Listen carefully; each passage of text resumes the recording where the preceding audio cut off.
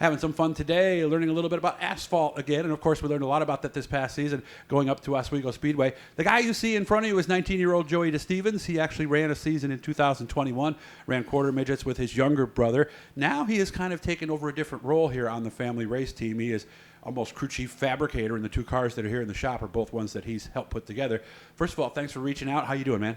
Good. How are you? Doing very well. So you are done with your driving career at this point, or is there still a chance you might hop behind the wheel? We might run a couple shows. We might run a couple of the traveling series, but main focus is my brother. And then if he's rolling good and everything, and then might hop in the seat. But I don't plan to run full time or just kind of when I feel like it. Okay. So you never know then. A season could come up somewhere down the road, because we do have 3 cars, don't we? Yeah, we have 2 limiteds and the 350. Right, because somebody has to go out and test it. I mean, Yeah. your brother can only drive so many laps, right? Sometimes Yeah. you have to get out there. So tell me about your background. You're another guy who started in quarter midgets. Yeah, I ran 3 years in quarter midgets, 4 or 5 wins. Mostly ran at Syracuse Quarter Midget Club, but we traveled down to like Pennsylvania, New Jersey, all over pretty much the East Coast, and yeah. Well, with USAC sanctioning and the rules pretty much universal, I know people that go to Indiana and they yeah. travel all over the place. Yeah. So that is a nice opportunity for a young person to learn. What was the biggest thing you did learn in your quarter midget years? Basically, like, just how to drive a car, like, get buckled in, listen to the radio, and stuff like that. So it did make the transition easier, because 2021, you did one of the small blocks you have now, or was it a different car? No, it is one of the cars we still have. It's the blue one. Mm-hmm. I ran that all year. That was Anthony Lacerdo's old car. Oh, I know Anthony. Okay. Yeah. 11th in points. Were you good? We were all right. Yeah, we were quick, but weren't that good in the races, really. Why do you think that is? Driver, setup, a little bit of both. Okay. Yeah. So when did you decide, I mean, because your brother's a little younger than you and he just came up to the small block supers this past season, is that kind of what made you decide maybe I'll put my efforts more towards my brother than me? Yeah, when we were both running, it was just like a ton of work, and he was just as good as I was in my second season starting off, so it made more sense to focus on him because he was quick. I mean, he's going 19-0, like his 3rd time out or whatever, and That's pretty good. he did 18-8 at Classic, and that was his first season. I mean, he's never gone that quick before in anything, so. Had to be a tough realization for you, or was it?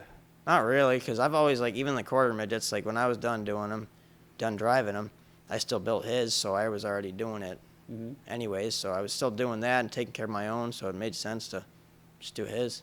Some people just have a knack for those kind of things, bending sheet metal, working with tools. Is that you? You're that guy? Yeah, we're out here. Well, I'm out here, and he's out here just about every night of the week for 8, 9 o'clock at night, 10 o'clock, whatever to get stuff done. Is he an assistant to you, or is there some areas that he knows better than you? No, he does like wheel bearings, brakes, oil change, and then I do all the fab work and setup work and all the mathematical stuff and more complicated stuff. Where do you eventually? Well, you told me you're actually building clips right now. You're actually at the point now where we're making stuff and selling it. Yeah, I've been selling front and rear clips for the last like year and a half. A-arms, bumpers, whatever anybody needs. Yeah. How'd you pick up those kinds of skills? Kind of taught myself just because I needed to learn how to do it, and it's cheaper to do it myself than it was to pay somebody to do it. True. Of course, you're wearing the A&P Automotive shirt. You said the A-Bolts have had a lot to do with that, too. Yeah, Jeff, Pat, and Mike Silman, they've all helped me out tremendously and have taught me a lot. I went to Sandusky with them this year and learned a ton that weekend helping them out, so that was cool. Yeah, because he's got everything he needs right here in the shop. Is there anything you can't do in this building right here? No, we can build everything, just about anything. We build bodies, wings, pretty much everything. Okay, that's precise work, too. Yeah. So where do you plan to be? I mean, is this something you want to do for a job? Would you like to be one of those guys who works in racing full-time for a living?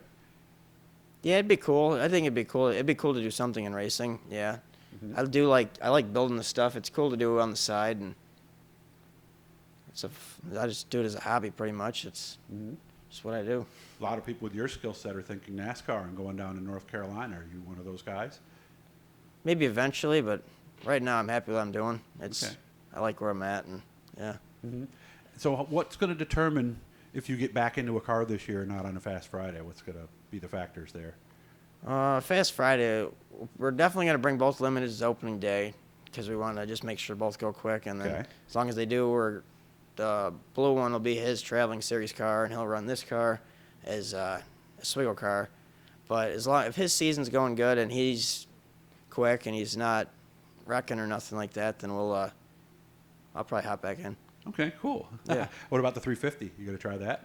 No, that's his car. That's his car. That's all him. All right. Yeah. If people wanted to get a hold of you, do you have a website or do you have a presence somewhere where people can look you up? Because I'm sure there's a lot of folks who could use a clip and could use a lot of the work that you do. How can they get a hold of you? And you don't have to give out your phone number, but if there's I just post on my own personal Facebook.